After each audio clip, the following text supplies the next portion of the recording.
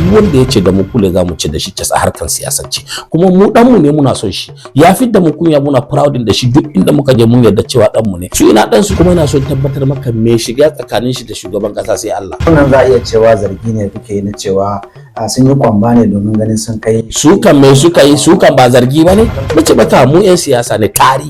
Alajin Allah kai a siyasa za mu maka fassara. Wai ji mana bari ma in maka ta kare irin ta mahaukaci. Shin Malam Nuhu Ribado fa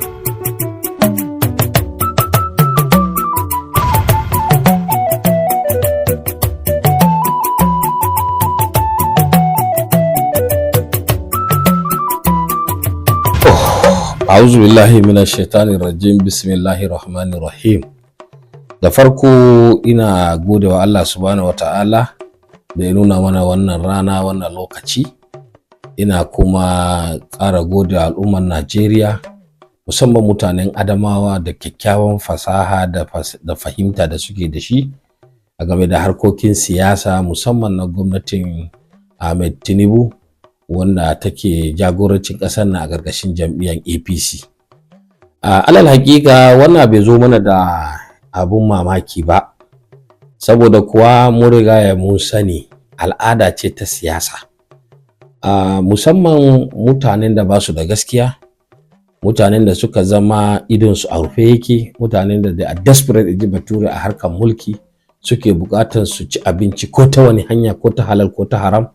Suke bukata kullum a jinga yin abun da ba daidai a cikin harkan gwamnati ba za su taba zama comfortable da mai girma Malam Nuhu Ribado National Security Advisor ba, saboda ka san shi asali idan ka dubi tarihin Malam Nuhu Ribado duk inda yake to duk mutumin da bai da gaskiya ba za ka taba tarar da shi a inuwansa ba.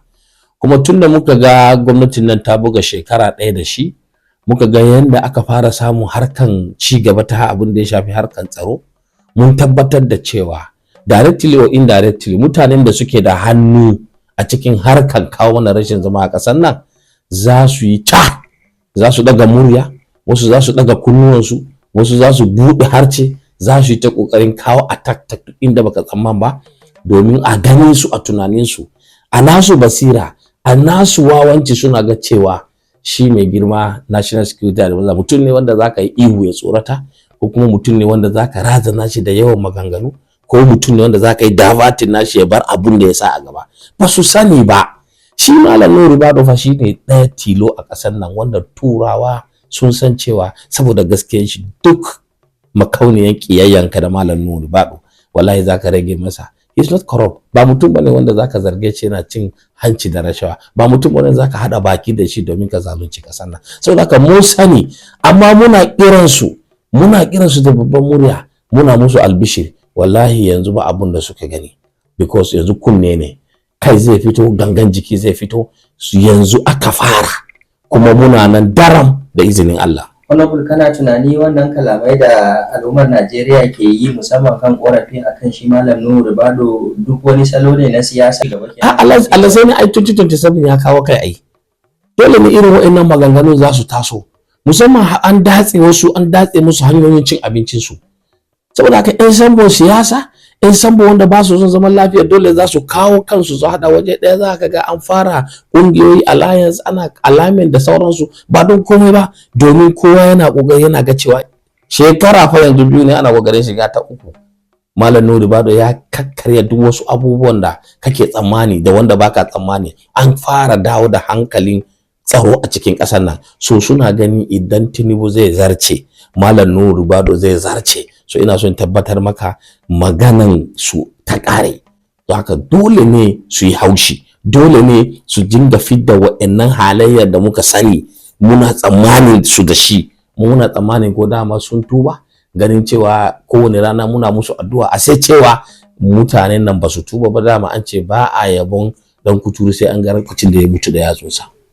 Honorable, za a iya cewa wannan al'amari yanzu haka shine kusan abu da al'ummar Najeriya suka fi tattaunawa, tun daga ana tunani kamar ita wannan yar gugurmaya Hajiya Najatu ta fara, sai gashi ana samu har cikin 'ya'yan jihar Adamawa akwai masu gabatar da irin wannan korafi. Mu ɗauki misali da wani wanda yake zaune a ƙasar Amurka, wanda shi ma ya yi wasu kalamai marasa daɗi na zarge-zarge da dai sauransu. Yaya kuke ji da irin waɗannan ababe da suke? To alhamdulillah duk wani zarge-zarge da suke yi zarge-zarge ne wanda suke na son zuciya.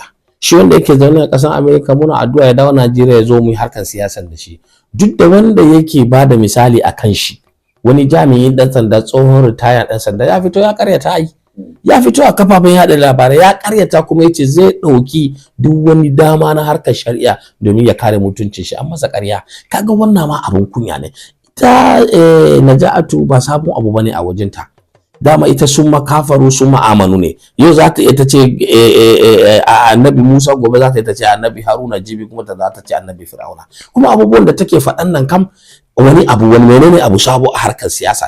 Ta ce Malam Nuhu Bado, ta ce fa Malam Nuhu Bado a lokacin da yake shugaban AFCC ya zargi shi mai girma shugaban ƙasar Najeriya na yanzu ce Ahmed Bola Tinubu a lokacin yana matsayin gwamna. Menene abun mamaki ya zarge shi a wannan lokacin? Annabi Musa ina ya girma, ba a gidan Fir'auna ya girma ba ne? Don haka ya hana shi yin preaching, ya hana shi gaya mutane Allah ya ce kaza, annabi ya ce kaza. Ka ɗauka ma da gaskiya mai Tinubu a wancan lokacin ana zargin shi da wannan maganar corruption. Don Nuhu ya zo ya aiki a ƙarƙashin shi ne wani laifi. Nuhu ko kai mutumin kirki ko kai mutumin banza in ya samu dama zai zo kusa da kai ya tabbatar maka da cewa abin da kake yi ba daidai ba ka bari. Idan kuma kai mutumin kirki ne ya ƙara ƙarfin gwiwa da tabbatar maka da cewa abin da kake yi na kana kan daidai. Bare ma an ce zargi. Ita zargi nawa aka mata, yanzu zargin da ake mata duk ya tabbata a kanta ne. To haka Naja'atu da ita da gurum nata da ƴan kanzakinta mun sani, mun san haka za su iya yi. Muna da tabbacin cewa sun yi kungiya domin su kawo ƙarshen mulkin Malam Nuhu Bado. Su kuma ba su sani ba, Allah shi ne yake yi, nuna Allah ne ya ɗaukaka shi, Allah ne ya bashi wannan daraja. Abin da yake da shi ba su da shi alaji. Kamar wannan za a iya cewa zargi ne kuke yi na cewa sun yi kwamba ne domin ganin sun kai. Sukan mai suka yi, sukan ba zargi ba ne, sukan nasu abin da suke fara akan Malam Nuhu Bado din shi ka tabbatar da shi magana haka ne, ba zargi ba ne. Malam nan da suke gani su yi haƙuri lokacin shi ne. Haka Allah ya nufa. Mutane da suka ci gwamnati shekara 8, Malam na zaune a waje bai ce ko uffan ba, sai yanzu shekara 1 ko shekara 2 don ya fara tatse su ya matse su, abinda suke ba daidai ba, fara fitar da gaskiya shikenan alaji. Wannan ba za a iya cewa watakila ko magoya baya kun fassara kalaman su da cewa suna kokarin. Kai bako ne a Najeriya, su baki ne, duk ɗan Najeriya ya san cewa fannin da aka ba wa Malam Nuhu Bado ya rike ya san cewa an samu ci gaba. Akwai bambanci, akwai ci gaba akai. Malam Nuhu Bado na mutum ne wanda muke iya faɗan Allah ya kawo shi domin ya ceci mutane daga harkan maganan insecurity a ƙasar nan. Malam Nuhu Bado shi kaɗai ne wanda ya kawo synergy, zaman lafiya, haɗin kai da fahimtar juna tsakanin jami'o'in tsaro na Najeriya. Ai mutum ɗaya ba zai taɓa ɗaukar rumfa ba, ai dole ne sai an hada. Nasarar da ake cin nan karka ɗaukar Malam Nuhu Bado ne a ƙarƙashin shugabancin shi Ahmed Tinubu. Kuma wannan abun akwai sojoji a ciki, akwai 'yan sanda, akwai immigration, akwai custom, kai including 'yan banga suna ciki, ana bada gudunmawa. Dama coordination ne da supervision ba a samu. Malam ya zo yana ba su hakkin su, ya sa kai a gaba, yana kara ba su strategy hanyar da za a bi. Yau ina Boko Haram ne yake alaji a ƙasar nan, yau ina 'yan kidnappers suke. Yau ba muna alfahari da cewa babu bane, amma a cikin kashi 100 ka je kai bincike ka duba a tarihance sauran kashi nawa. Allah ya mana maganin su turu wa'annan mutanen da suke wannan aiki a ƙarƙashin shawara da ake bayarwa na shi mai girma Malam Nuhu Bado. Amma mu duba wannan batu tunda alal misali a cikin zarge-zargen nasu ba su tabo cewa bai tabuka abun a zuwa gani a gefen tsaro ba. Watakila sun mai da zargin nasu. Ai yadda shi Malam Nuhu Bado ya yi kaka gida a gwamnatin Tinubu. Ai mutum da kaga an ce maka in ana so in mutum zai fara zama kuturu aka ce yana fara yin SB ne ai sun fara ne daga wani guri suna so su je wani guri. Na ce maka mu 'yan siyasa ne, tari alajin Allah kai a siyasa zamu maka fassarar shi. Mu san me suke so su yi kuma ba za su yi nasara ba. Inda suka dosan mu a gashi a zahiranci alaji gashi sun fara da na Kaduna da na Kano din da shi wanda ya zo Adamawa din da na ina da duka mun san su, muna da history su, muna da record nasu. Ai an fara taro musamman kuma duka akan Malam Nuhu Bado. To amma alhamdulillah ya san abin da yake yi, ya riƙe Allah, yana da gaskiyar shi, kuma yana so tabbatar maka me shiga tsakanin shi da shugaban kasa sai Allah. Saboda gaskiya da kake gani na ba taɓa ce mutum gaskiyarsa ya ƙare ba, sai da ce ƙaryar mutum ya ƙare. Kuma muna nan daram, ina so in gaya musu amfani da wannan daman ira hankalin su iya su sani cewa billahi allazi la ilaha illa ba a taɓa samun a ce ga kasuwa ko kuma ga dillalin rashin kunya ba, babu, ko kuma mutum ya gadi rashin kunya babu. Su yi a hankali, su iya sanin cewa mu duk wanda ya ce da mu kule za mu ci da shi ta harkar siyasance, kuma mu ɗanmu ne muna son shi, ya fi da mu kunya muna proudin da shi duk inda muka je mun yarda cewa ɗanmu ne, za mu iya presenting nashi akwai su ina ɗan su ne ba su rike gwamnatin ba, shekara nawa ya gwamnatin shi mutumin Kaduna nan, yanzu haka ana charges nashi da me ai a bayyane yake, a bayyane yake. Ka taba ji an kai malami ne ba da kara ko ana tuhumar shi da maganar sata ko kuma ba kake ko kuma da handama da dukiya ko kuma da kayan al'umma a kasar nan? Babu shi.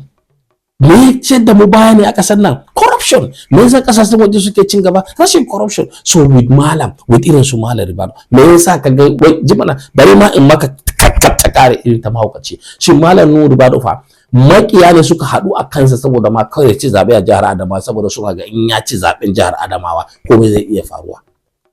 Saboda of course saboda ba zai taɓa yarda ya zalunci ba. Za ka haɗa baki da malam ka ci hakkin mutum ne? Ba zai yi ba. Mu dinnan mun zo kusa da malam nan saboda matsayin mu na matasa. Mu ma mu koyi wasu abubuwan da muke gani ana yi ba daidai ba. Yanzu za ka haɗa baki da ni ka ce za ka yi zalunci ne? In nace zai yi zalunci da kai malam ya ji na tsaya. Ba zai yi ba alaji. Haka muna proudin da ɗanmu mun yadda, kuma ka je ko ina ka je ka bincika ka taba daga mu da ire-iren mu da wanda yake kashe mana wa aka taba kama shi da laifi na zalunci ko kuma almudana. Honorable, watakila barazanar da za a iya cewa shi rikewan malam Nuhu Ribado wannan mai taimaka shugaban kasa shawara ko tsaro, ana ganin yadda wasu jihohi zaben jihohi a Najeriya, ganin yadda jam'iyyar ku ta APC take wato lashe zaben wanda ake zargin kamar ana amfani da karfin jami'an tsaro, wadda wannan na daga cikin abubuwan da ake ganin watakila karkashin dan jarida ina ka taba gani jami'in tsaro ya shiga yayi harkar siyasa? Akwai shaida? Wani jami'in tsaro ne ya je jefa ƙuri'a ko kuma aka kama shi da laifin kaza? Ko akwai ba dai a wannan gwamnatin ba? Tsantsa siyasa ne, kuma dama shi dan siyasa zai iya maneuvers nashi duk hanyar da zai bi domin ya ci zabe, matukar bai saba wa doka, bai saba shari'an dokokin zabe ba. Saboda haka mutane ne sun gamsu. Yanzu kasar nan a yanda ake tafiya a kasar nan da yanzu ɗaya ne. Ai lokacin da aka fara jin jiki kowa ya ɗauka cewa duniya za ta tashi, kamar ba wanda zai ƙara awa daya a kasar nan. Yanzu gradually Allah sure kowa ya fahimci cewa ana daidaita sa'u ne. Kasar nan an dade ana tafiya akan ƙarya, an dade ana tafiya akan empty.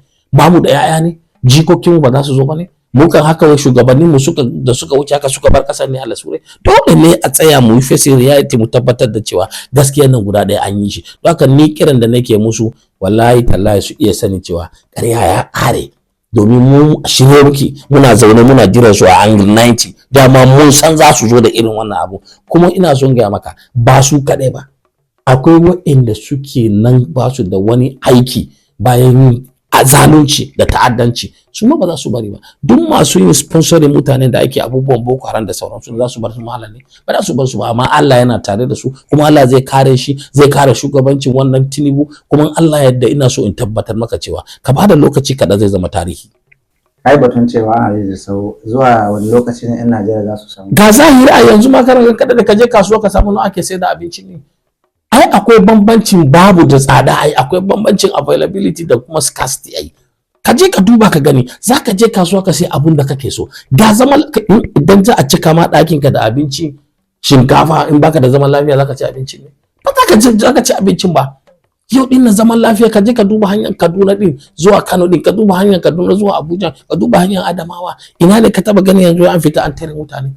Ya zama abu sai an buya a cikin bayan wata ɗaya, wata biyu, wata uku sai a fito a ce a yi babar an tafi. Wannan kuma dama gyara yana ɗaukar lokaci, barna ne za ka yi shi a lokaci ɗaya. Don haka mun gamsu, mun yadda da irin tafiyan da gwamnatin Tinubu take yi, mun yadda kuma mun gamsu da yanda mai girma Malam Nuhu Ribado yake tafiya da wannan harkan ofis na shi da aka bashi.